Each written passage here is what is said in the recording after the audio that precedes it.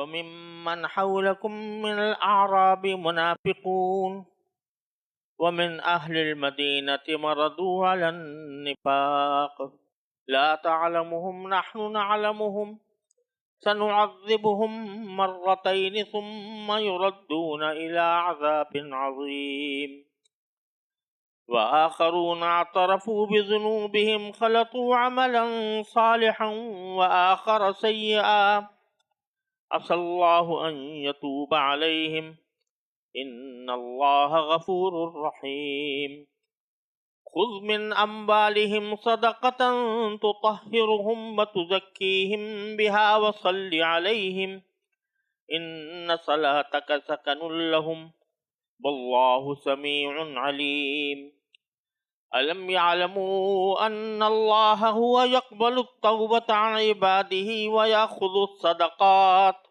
وأن الله هو التواب الرحيم وقل اعملوا فسيرى الله عملكم ورسوله والمؤمنون وستردون إلى عالم الغيب والشهادة فينبئكم بما كنتم تعملون وآخرون مرجون لأمر الله إما يعذبهم وإما يتوب عليهم والله عليم حكيم۔ یہ سورہ توبہ کی آیت نمبر 101 سے 106 تک میں نے آپ کے سامنے تلاوت کی ہے۔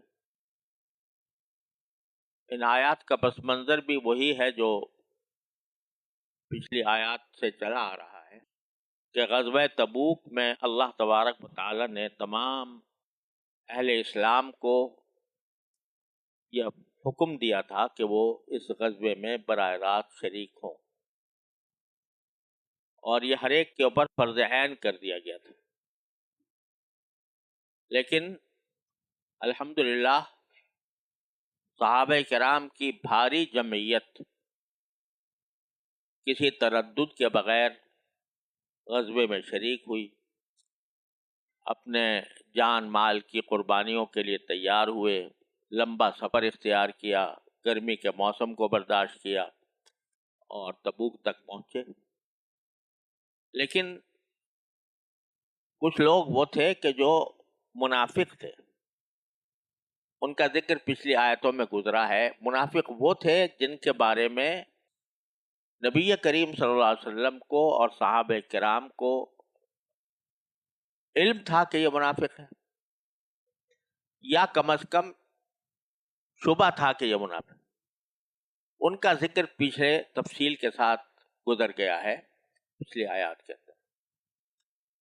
ان آیات میں اللہ تبارک و تعالی نے 3 گروہوں کا تذکرہ فرمایا ہے۔ ایک وہ منافق کہ جن کا نبی کریم صلی اللہ علیہ وسلم کو بھی علم نہیں تھا کہ یہ منافق ہے، اور مسلمانوں کو بھی اندازہ نہیں تھا کہ یہ منافق ہے، دیکھنے میں مسلمان لگتے تھے۔ پہلے تو ان کا تذکرہ کیا ہے، پھر ان حضرات کا تذکرہ کیا ہے کہ جو پکے اور خالص مسلمان تھے، لیکن کسی طبعی سستی کی وجہ سے غزوہ تبوک میں شامل نہ ہو پائے تھے، اور انہوں نے اپنے گناہ کا اعتراف کیا تھا۔ ان میں سے کچھ وہ تھے کہ جن کی توبہ جلدی قبول کر لی گئی، اور کچھ وہ تھے کہ جن کے معاملے کو اللہ تعالیٰ نے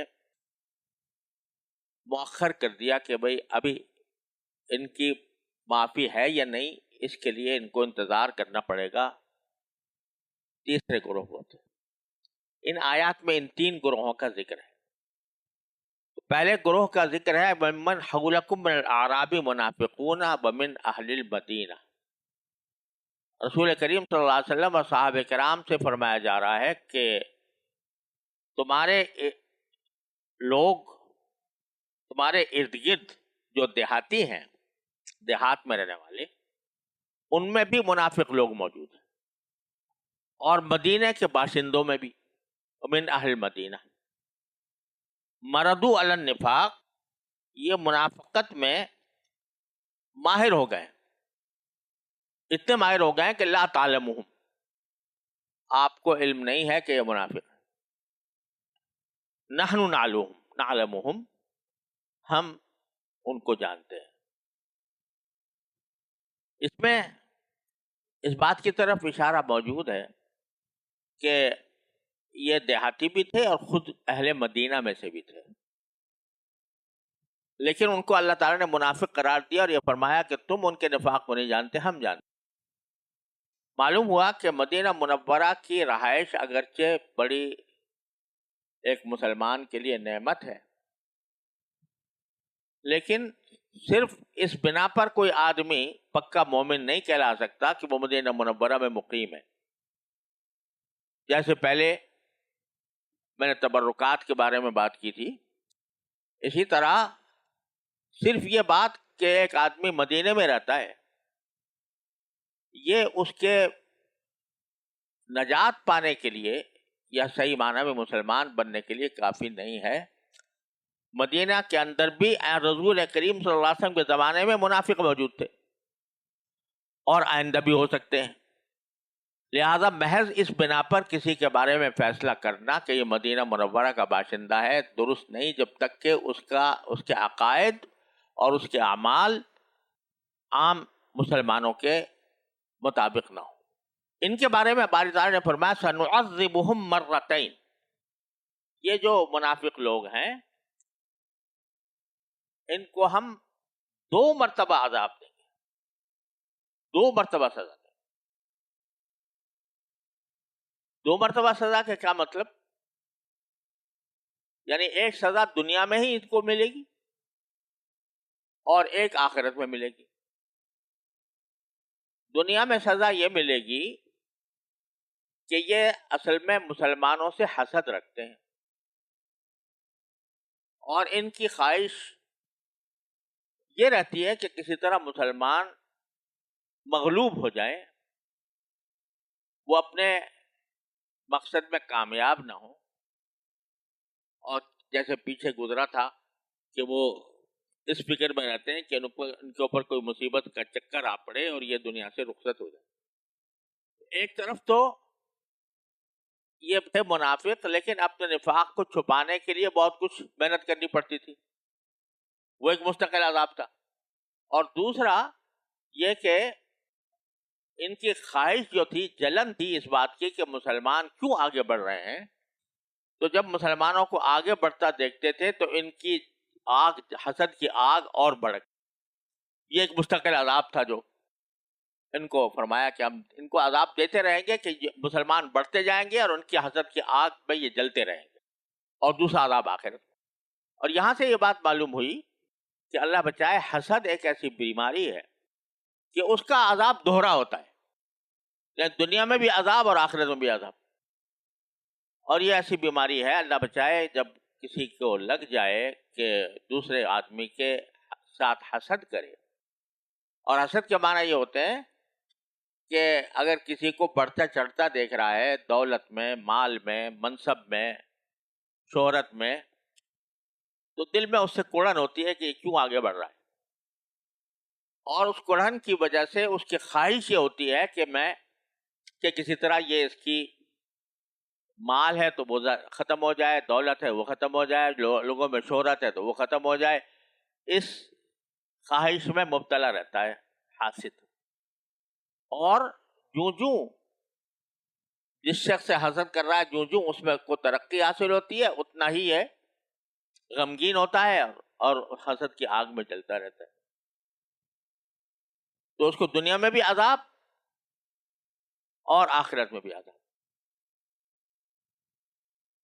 اللہ بچائے، یہ صرف نفاق منافقین ہی کے اندر نہیں ہوتا، اچھے خاصے نظر آنے والے مومن مسلمانوں کے اندر بھی یہ بیماری پیدا ہو جاتی ہے. اللہ تعالیٰ محفوظ رکھے، بڑی خطرناک بیماری ہے.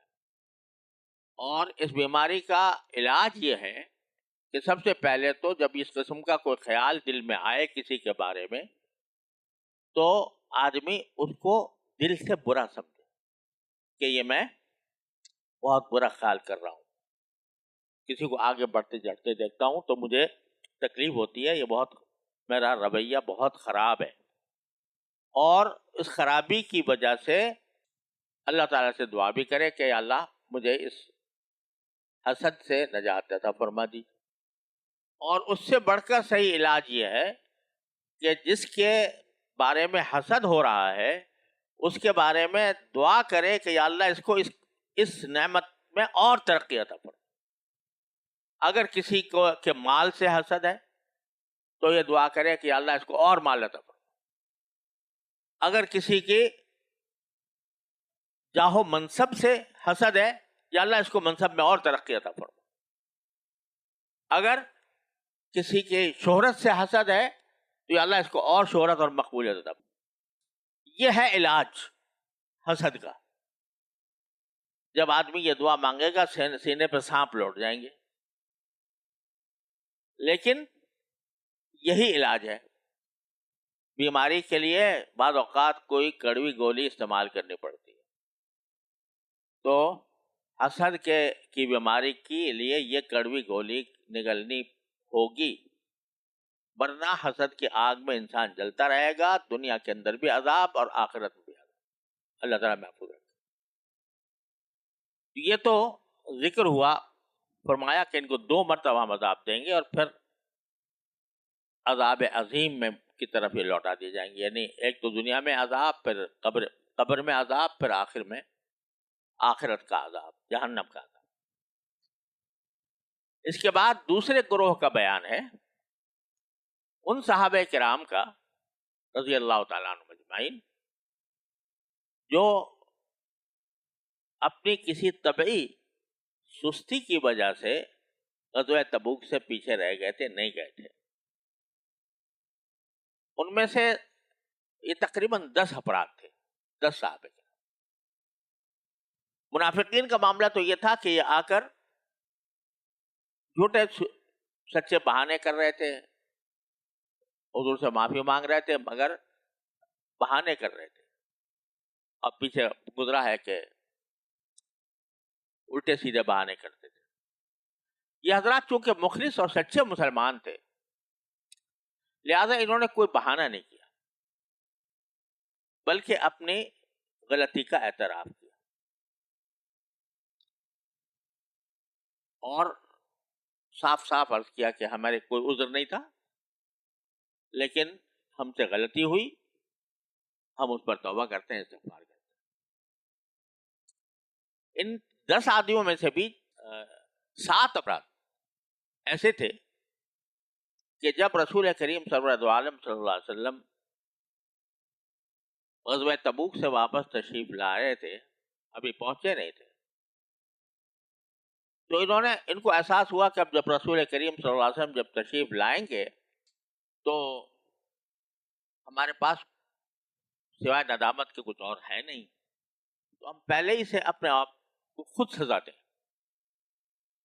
چنانچہ انہوں نے اپنے آپ کو لا کر مسجد نبوی کے ستونوں سے اپنے آپ کو باندھ لیا، خود اپنے اوپر یہ سزا عائد کی، اور لوگوں سے یہ کہہ دیا کہ کوئی ہمیں نہ کھولے، صرف رسول کریم صلی اللہ علیہ وسلم اگر آ کر کھولیں گے تو ہم یہاں سے ہٹیں گے، ورنہ وہ آپ کی تشریف آوری سے پہلے ہی سے انہوں نے اپنے اوپر سزا جاری کر لی. ان میں سے ایک صحابی ہیں ابو لبابہ رضی اللہ تعالیٰ عنہ، جن کا آج بھی ستون موجود ہے مسجد نبوی میں، اسطوانۃ التوبہ جو کہلاتا ہے، توبہ والا ستون. اس کا نام اسطوانہ ابو لبابہ بھی ہے اور اسطوانۃ التوبہ بھی ہے. اسی ستون سے انہوں نے حضرت ابو لبابہ نے اپنے آپ کو باندھا تھا.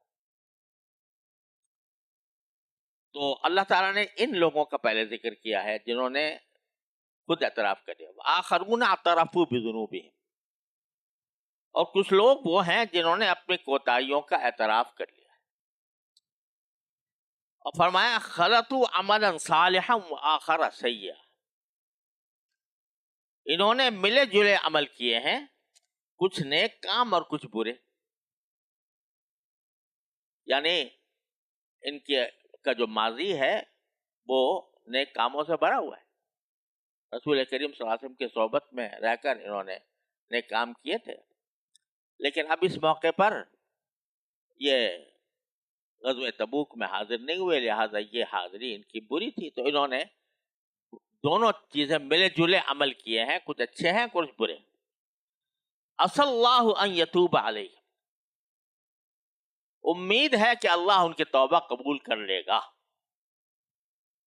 یہ پہلی بات تو یہ کہ قرآن کریم کا یہ ایک معجزانہ اسلوب ہے کہ آپ نے سنا ہوگا کہ آیتیں مختلف واقعات کے پس منظر میں نازل ہوتی ہیں جن کو شان نزول کہا جاتا ہے۔ تو ان آیت کا شان نزول تو وہی ہے جو میں نے ابھی عرض کیا کہ غزوہ تبوک سے پیچھے رہ جانے والوں میں سے یہ حضرات انہوں نے اپنی غلطی کا اعتراف بھی کیا اور اپنے اوپر خود سزا جاری کر لی۔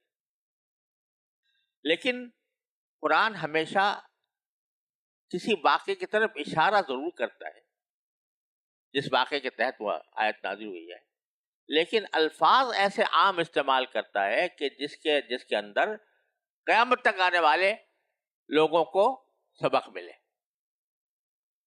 لہذا لفظ یہ کہے کہ نام نہیں لیا ان صحابہ کرام کا، یہ بھی نہیں کہا کہ انہوں نے اپنے آپ کو ستونوں سے باندھ لیا تھا، یہ بھی نہیں کہا کہ وہ کون لوگ تھے۔ کچھ لوگ ہیں جنہوں نے اپنے گناہوں کا اعتراف کیا، اور وہ ایسے لوگ ہیں کہ جنہوں نے ملے جلے عمل کیے ہوئے، کچھ اچھے بھی کچھ برے بھی۔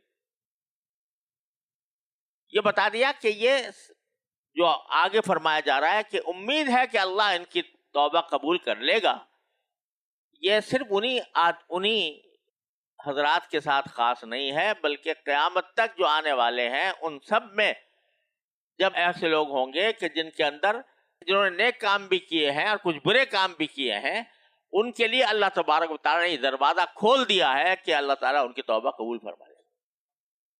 عسى اللہ ان یتوب علیہ، امید ہے کہ اللہ ان کی توبہ قبول فرمائے گا۔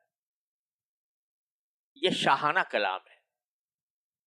جب بادشاہ کسی کو کسی خلط سے نوازتا ہے، کسی انعام سے نوازتا ہے، تو صحیح الفاظ میں کہنے کے بجائے یہ کہتا ہے امید رکھو کہ ایسا ہو جائے گا، امید رکھو کہ ایسا ہو جائے گا۔ تو یہ شاہانہ انداز میں فرمایا جا رہا ہے کہ امید ہے کہ اللہ ان کی توبہ قبول کر لے گا، یعنی توبہ کرنے والے کو یہ امید رکھ کر توبہ کرنی چاہیے کہ میری توبہ اللہ قبول کرے گا۔ یہ ایک ایسا دروازہ اللہ تبارک و تعالی نے ہمارے لیے قیامت تک کھول دیا کہ اگر تمہارے اعمال میں، یعنی تم نماز بھی پڑھتے ہو، کچھ تھوڑا بہت اللہ کو یاد بھی کر لیتے ہو، عبادت کی بھی توفیق ہو جاتی ہے، اور پھر بھی پھسل جاتے ہو مختلف جگہوں مقامات پر، غلطیاں بھی تم سے سرزد ہو جاتی ہیں، تو اس پر تمہیں مایوس ہونے کی کوئی وجہ نہیں ہے۔ اللہ تعالی نے دروازہ کھول رکھا ہے کہ تم جب بھی کوئی غلطی ہو تو تم اللہ تبارک و تعالی کی طرف رجوع کر کے توبہ کر لو، تو امید رکھو کہ اللہ تمہاری توبہ قبول۔ عسى اللہ ان یتوب علیہ، ان اللہ غفور الرحیم، بے شک اللہ تعالیٰ بہت بخشنے والا، بہت رحم والا ہے۔ یہ ان لوگوں کے لیے ہے کہ جو اپنی غلطی کو غلطی سمجھیں، اس کا اعتراف کریں، اور پھر اللہ تبارک و تعالیٰ سے رجوع کریں معافی کے لیے، تو وہ بہت غفور ہے، بہت بخشنے والا ہے، اور صرف بخشنے والا ہی نہیں ہے، رحمت والا ہے۔ یعنی ایک تو یہ ہے کہ غلطی معاف کر دی، کوئی تمہیں گناہ نہیں دے گا، نہیں، ساتھ ہی رحمت بھی ہے اس کی۔ جیسے دوسری جگہ پر قرآن کریم میں فرمایا کہ بعض اوقات جب اللہ تعالیٰ کسی بندے کو معاف فرماتا ہے تو اس معافی کے نتیجے میں ایک تو گناہ معاف ہو جاتا ہے، دوسرے اس سے چھوٹے موٹے جو غلط عمل ہوئے ہیں ان کو اللہ حسنات میں تبدیل فرما دیتا، نیکیوں میں تبدیل کر دیتا۔ تو غفور تو یہ ہے کہ بخش دیا، اور رحیم یہ ہے کہ بخش کر اور آگے بڑھ گئے، اور جو تمہاری چھوٹی موٹی جو غلطیاں تھیں ان کو بھی اپنے رحمت میں ڈھانپ لیا۔ لہذا یہ ایک مستقل پیغام ہے باوجود ہے کہ یہ آیت نازل ہوئی ہے ان حضرات کے بارے میں جنہوں نے اپنے آپ کو ستونوں سے باندھ لیا تھا، تو لیکن الفاظ عام ہیں قیامت تک آنے والے سب لوگوں کے لیے کہ جن کے پاس نیک عمل بھی ہیں اور غلطیاں بھی ہیں۔ آگے فرمایا کہ خذ من اموالہم صدقۃ تطہرہم وتزکیہم بہا وصلی علیہم۔ یہ بھی در حقیقت پس منظر ان کا وہی حضرات ہیں، اور بعض روایت سے معلوم ہوتا ہے کہ ان حضرات کو کی جب توبہ قبول ہوئی اور نبی کریم صلی اللہ علیہ وسلم نے خود اپنے دست مبارک سے ان کو کھولا، ستون سے کھولا، تو انہوں نے کچھ سرکار دو عالم صلی اللہ علیہ وسلم کی خدمت میں کچھ صدقہ پیش کیا کہ ہم یہ صدقہ کرنا چاہتے ہیں اپنے اس خوشی کے موقع پر، یہ جو مسرت ہمیں حاصل ہوئی مغفرت کی اللہ تعالیٰ کی طرف سے، سرکار دو عالم صلی اللہ علیہ وسلم نے اپنے دست مبارک سے ہمیں کھولا، تو ہم کچھ صدقہ دینا چاہتے ہیں۔ تو اللہ تعالیٰ نے ارشاد فرمایا کہ خذ من اموالہم صدقہ، ان کے مال میں سے کچھ صدقہ لے لو، قبول کر لو، تطہرہم، وہ صدقہ جو ان کو پاک کر دے، وتزکیہم بہا، اور جس کے ذریعے تم ان کو پاک صاف کر دو، وصلی علیہم، اور ان کے لیے دعا کرو، ان صلاتک سکن لہم، کیونکہ آپ کی دعا ان کے لیے تسکین کا باعث ہو، واللہ سمیع علیم، اور اللہ خوب سننے والا، خوب جاننے والا ہے، لہذا وہ جب آپ کی دعائیں ہوں گی ان کے لیے تو اللہ تعالیٰ ان دعاؤں کو بھی سنے گا، اور ان کے جو حالات ہیں جس کے نتیجے میں اللہ تعالیٰ نے ان کو نوازا، وہ ان حالات کو خوب جانتا ہے کہ ان کے ساتھ کیا معاملہ کرنا چاہیے۔ یہاں پر بھی جیسا میں نے عرض کیا کہ شان نزول تو وہ حضرات ہیں جو غزوہ تبوک سے پیچھے رہ گئے تھے اور غلطی کا اعتراف کر کے انہوں نے توبہ کی تھی، لیکن یہاں بھی الفاظ عام ہیں، اور اسی وجہ سے یہاں سے چونکہ یہ کہا گیا ہے ان کے مالوں میں سے صدقہ لے لو، اور ان سے مراد ہے مسلمان، لہذا اسی آیت کے تحت فقہاء کرام نے یہ مسئلہ مستنبط کیا کہ جو امام وقت ہوتا ہے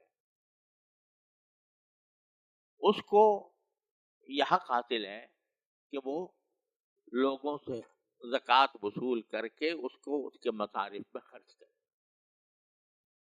یہ جو زکوٰۃ کا دینا ہے اس میں اصل یہ ہے کہ اللہ تعالیٰ کوئی اسلامی ریاست ہو، جیسے رسول کریم صلی اللہ علیہ وسلم کے زمانے میں تھی، خلفائے راشدین وغیرہ کے زمانے میں تھی، تو اصل یہ ہے کہ زکوٰۃ وصول حکومت کی سطح پر کی۔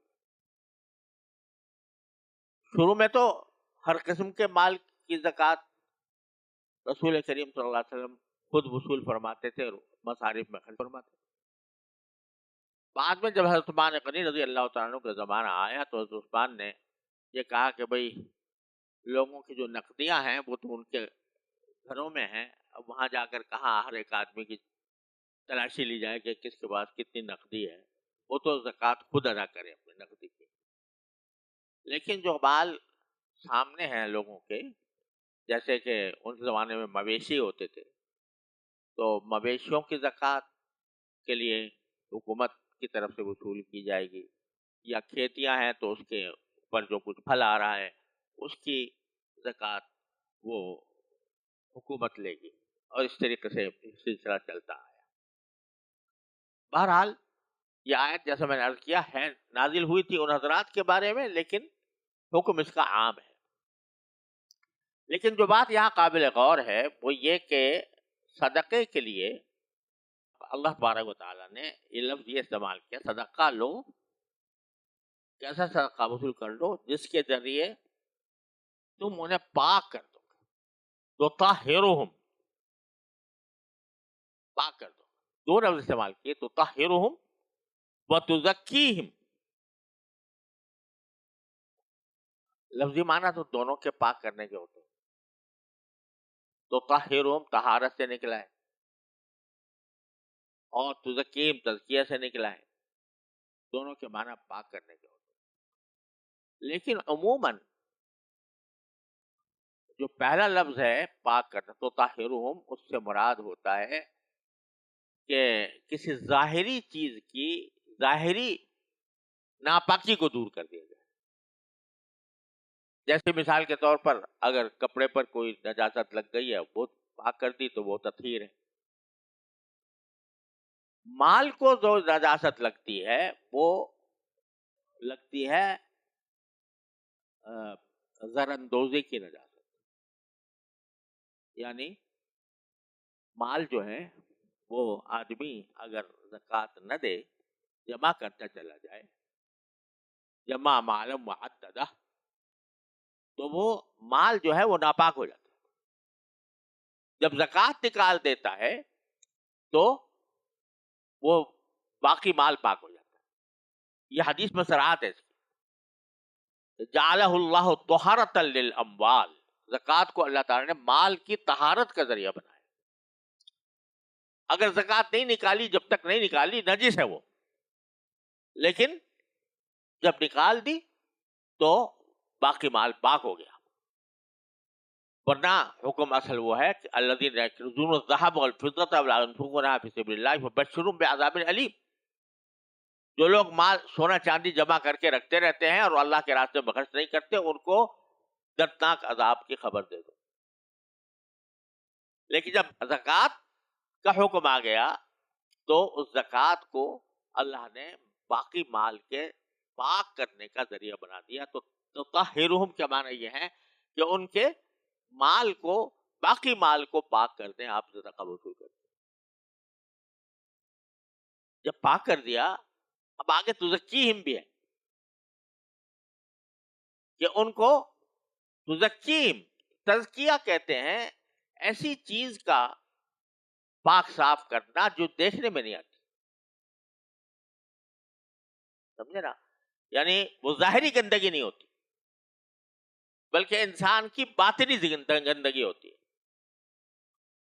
باطنی گندگی ریاکاری ہے، باطنی گندگی تکبر ہے، باطنی گندگی حسد ہے. یہ سب باطنی گندگیاں ہیں. تو یہاں پر یہ فرمایا جا رہا ہے کہ جب آپ ان سے صدقہ وصول کر لیں گے، زکوٰۃ لے لیں گے، ایک طرف تو ان کا مال پاک ہو جائے گا اور دوسری طرف ان کے اخلاق کو بھی پاکیزہ بنائے گا یہ زکوٰۃ. وَتُزَكِّيهِمْ بِهَا. تو صرف زکوٰۃ مال ہی کو پاک نہیں کرے گی، اس کے نتیجے میں جو باطنی امراض ہیں وہ زکوٰۃ ان باطنی امراض کی پاکیزگی کا بھی سبب بنے گی.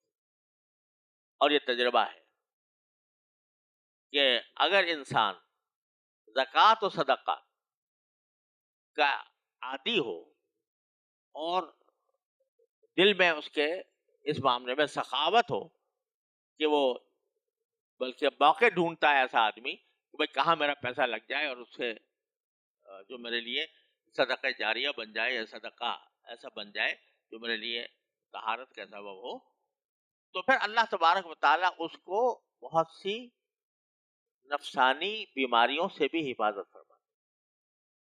اگر صدقہ اخلاص سے دیا جا رہا ہے، دکھاوا مقصود نہیں، تو اس کے نتیجے میں اس کے اندر جو اور بہت سی باطنی بیماریاں ہیں وہ بھی اللہ تعالیٰ دور فرماتے ہیں. پھر انشاءاللہ تکبر سے بھی بچت ہوگی، پھر انشاءاللہ حسد سے بھی بچت ہوگی اور دوسری روحانی بیماریوں سے بھی ہوگی. لہذا قرآن نے یہاں پر دو لفظ استعمال کیا، ظاہری طہارت مال کی کہ باقی مال پاک ہو گیا، اور دوسرا یہ کہ تمہارے اخلاق کا بھی تزکیہ کرے گی. اور ساتھ ہی فرمایا رسول کریم صلی اللہ علیہ وسلم سے کہ جب کوئی صدقہ لے کر آئے آپ کے پاس تو صلی علیہ، ان کے لیے دعا کیا کرو. جو صدقہ دینے آئے اس کے لیے دعا کرو. اور کیوں دعا کرو؟ ان صلاتک سکن لہم. کیا خوبصورت جملہ ہے کہ آپ یقین جانو کہ تمہاری دعا ان کے لیے تسکین کا سبب ہے. واقعتاً جن حضرات کو یہ شرف حاصل ہوا سرکار دو عالم صلی اللہ علیہ وسلم کی صحبت کا، آپ کی دعائیں ملی، ان کے تسکین کا کیا عالم ہوگا. ان صراحت کا سکر اللہ واللہ سمیع علیم، اور اللہ بہت سننے والا، بہت جاننے والا ہے. دعاؤں کا سننے والا بھی، حالات کا جاننے والا بھی، کہ کون کس اخلاص کے ساتھ صدقہ دے رہا ہے، کون کس اخلاص کے ساتھ سرکار دو عالم صلی اللہ علیہ وسلم کے خدمت میں حاضر ہے. الم یعلموا ان اللہ هو یقبل التوبۃ عن عبادہ. یعنی ان کو جو تشویش لاحق ہو رہی تھی ان صحابہ کرام کو کہ پتہ نہیں ہم سے جو جرم سرزد ہوا ہے اس کی معافی ہو بھی پائے گی کہ نہیں، اور اس وجہ سے تشویش میں مبتلا تھے. تو فرمایا کیا یہ پہلے نہیں جان چکے؟ الم یعلموا، پہلے تمہیں یہ بات معلوم نہیں ہے ان اللہ هو یقبل التوبۃ عن عبادہ، کہ اللہ وہی ہے جو اپنے بندے کی توبہ کو قبول کرتا ہے اور وَيَأْخُذُ الصَّدَقَاتِ، اور صدقات بھی قبول کرتا ہے. وَأَنَّ اللَّهَ هُوَ التَّوَّابُ الرَّحِيمُ، اور یہ کیا ان کو معلوم نہیں کہ اللہ بہت توبہ قبول کرنے والا، بہت رحم کرنے والا. اللہ تعالیٰ کے اسماء حسنہ میں سے ایک نام ہے تواب. تواب مبالغے کا صیغہ ہے. اس کا اردو میں جب ترجمہ کریں گے تو بہت توبہ قبول کرنے والا. اب بہت قبول کرنے والا، توبہ قبول کرنے والا تو سمجھ میں آتا ہے، بہت توبہ قبول کرنے والا. اس کے ایک معنی تو یہ ہے کہ بہت لوگوں کی توبہ قبول کرتا ہے. ایک معنی تو اس کے یہ ہے یعنی جتنے بھی توبہ کرنے والے ہیں سب کے توبہ قبول کرے گا. اور دوسرے معنی یہ بھی ہے کہ بار بار قبول کرتا ہے، بار بار توبہ قبول کرتا ہے. یعنی اگر بالفرض کوئی اللہ کا بندہ اس کی طرف رجوع کر کے توبہ کرتا ہے اور پھر کسی پر ٹوٹ گئی توبہ غلطی سے، پھر مانگے گا پھر توبہ قبول کر لے گا، پھر مانگے گا پھر توبہ قبول کر لے گا. تو تواب کے دونوں معنی ہیں، بہت لوگوں کی قبول کرتا ہے اور بہت مرتبہ قبول کرتا ہے. اسی لیے فرمایا گیا کہ 100 بار اگر توبہ شکستی بازا، اگر 100 مرتبہ بھی توبہ توڑی ہے پھر آ جاؤ، توبہ اللہ تعالیٰ قبول کرے گا. اور یہ عجیب معاملہ ہے کہ یہ تواب کے معنی توبہ کرنے کے بھی آتے ہیں اور توبہ قبول کرنے کے بھی. تو قرآن کریم میں بندے کو بھی تواب کہا گیا، ان اللہ یحب التوابین و یحب المتطہرین. تو بندے کو بھی تواب کہا اور خود اپنے آپ کو بھی تواب کہا. کیا معنی؟ کہ بندہ تواب ہے جو بار بار توبہ کرتا ہو، بہت توبہ کرتا ہو. کیا معنی؟ کہ غلطیاں بھی ہو رہی ہیں توبہ بھی کرتا جا رہا ہے. اس توبہ میں عزم شامل ہے کہ نہیں کروں گا، لیکن کسی وقت بہک گیا، نہیں قائم رہ سکا، توبہ کر لے گا. تو تواب بندہ بھی ہے، بہت توبہ کرنے والا، یعنی بار بار توبہ کرنے والا، اور اللہ تعالیٰ بھی ہے یعنی بار بار توبہ قبول کرنے والا. اس سے بڑی رحمت کی اور کیا بات ہوگی؟ ان اللہ هو التواب الرحیم، ایسی رحمت والا ہے. اور جب توبہ قبول ہونے کا اعلان ہو گیا اس صریح الفاظ میں کہ تمہاری توبہ قبول ہے، معاف ہے، لیکن توبہ قبول ہونے کے بعد بے فکر ہو کر نہیں بیٹھنا. اس وجہ سے کہ توبہ قبول ہو گئی اور اللہ تعالیٰ کہہ رہا ہے میں بار بار قبول کرتا رہوں گا، لیکن تمہیں بے فکر ہو کر نہیں بیٹھنا. لہذا کہہ دو وَقُلِ اعْمَلُوا، ان سے کہہ دو کہ عمل کرتے رہو. فَسَيَرَى اللَّهُ عَمَلَكُمْ وَرَسُولُهُ وَالْمُؤْمِنُونَ، تمہارے عمل کو اللہ بھی دیکھے گا اور اس کے رسول بھی دیکھے گا اور سارے مسلمان بھی دیکھیں گے.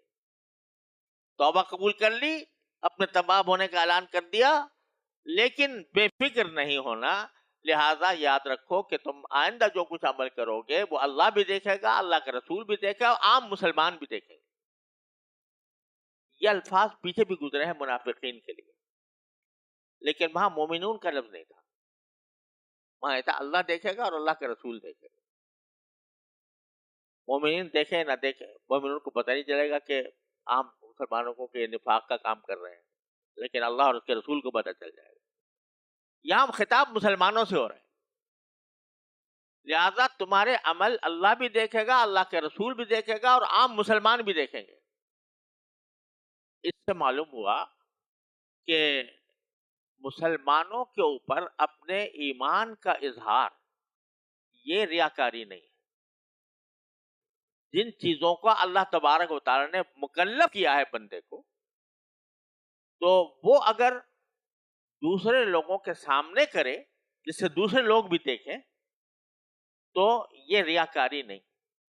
جیسے اب فرض نماز باجماعت فرض کر دی اللہ تعالیٰ نے. اب نماز باجماعت کے لیے آدمی مسجد ہی میں جا کر نماز پڑھے گا دوسرے لوگوں کے سامنے, مومنین بھی دیکھیں کہ ہاں نماز کا پڑھ رہا ہے. اگرچہ مقصود ان کو دکھانا نہیں ہے, مقصود اللہ تعالیٰ کی رضا ہے, لیکن مومنین کے اندر آدمی اپنے آپ کے بارے میں بدگمانی پیدا نہ کرے. یعنی جس طرح یہ ضروری ہے کہ دکھاوا نہ ہو, اسی طرح یہ بھی ہے کہ موضع تہمت میں نہ ہو. یعنی کسی ایسے کام میں نہ ہو کہ جس سے لوگ متہم سمجھیں. لہذا اگر کوئی یہ کہے بھائی مجھے تو وہاں جب مسجد میں جاتا ہوں تو مجھے لوگوں کے دکھاوے کا خیال آتا ہے, لہذا میں تو مسجد میں نہیں, گھر میں پڑھوں گا نماز, تو یہ خیال درست نہیں. کیونکہ تمہیں حکم ہے کہ جا کے دکھاؤ, وہاں پر لوگوں کے ساتھ پڑھو جا کے نماز.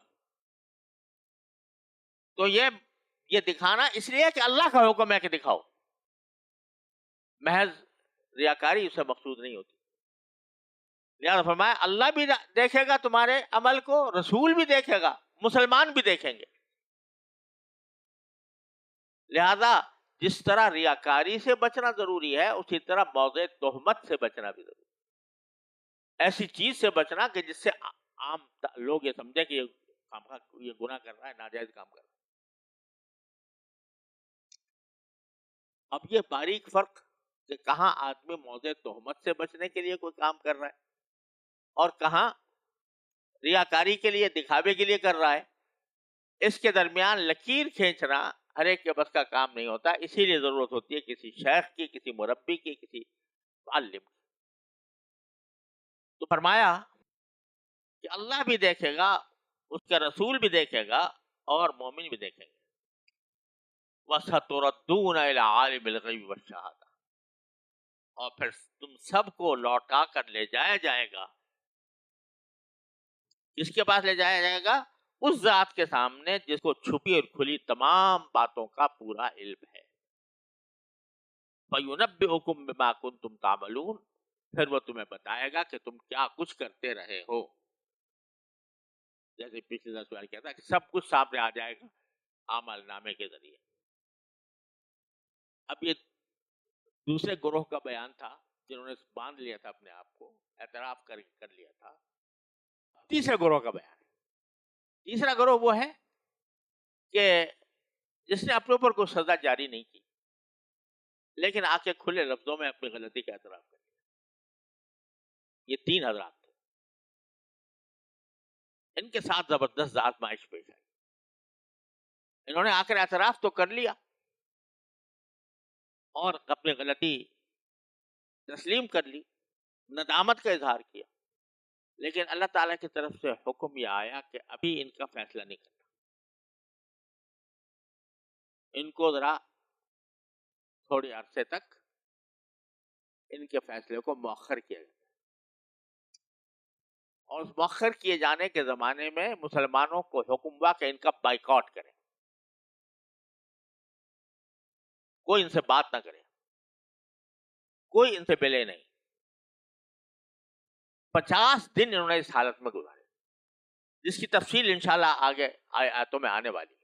لیکن اشارہ اس وقت ان کی طرف ہے وآخرون مرجون لامر اللہ. کچھ اور لوگ ہیں کہ جن کے معاملے کو اللہ تبارک و تعالی نے مؤخر کر دیا ہے، ملتوی کر دیا ہے اللہ کا حکم آنے تک. اما يعذبهم و اما يتوب علیہم، یعنی یہ حکم آنا ابھی باقی ہے کہ ان کو آیا عذاب دیا جائے گا یا ان کی توبہ قبول کی جائے گی. ان کو ہم نے مؤخر کر دیا ہے. تیسرا گروہ وہ ہے. اس تیسرے گروہ کا انجام آگے پھر کچھ چند آیتوں کے بعد آئے گا انشاءاللہ. لیکن ان کو بہت زبردست آزمائش پیش آئی تھی، اور اس کا واقعہ کعب بن مالک رضی اللہ تعالیٰ عنہ نے بہت ہی تفصیل کے ساتھ حدیث میں بیان کیا ہے. وہ انشاءاللہ آگے جب آیت آئے گی تو اس وقت اس کی تفصیل عرض کی جائے گی. صورت 3 گروہوں کا یہاں پر بیان مکمل ہوا. ایک منافقین کا جو ان کا علم حضور اقدس صلی اللہ علیہ وسلم کو بھی نہیں تھا کہ یہ منافق ہیں. دوسرے ان حضرات کا کہ جنہوں نے آ کر توبہ خود کر لی تھی. اور تیسرے وہ کہ جن کے معاملے کو مؤخر کر دیا گیا. اللہ تبارک و تعالیٰ اپنے فضل و کرم سے ہمیں ان حضرات کی اتباع کی توفیق عطا فرمائے جن کے اللہ تعالیٰ نے توبہ قبول فرمائے. وصلی اللہ تعالیٰ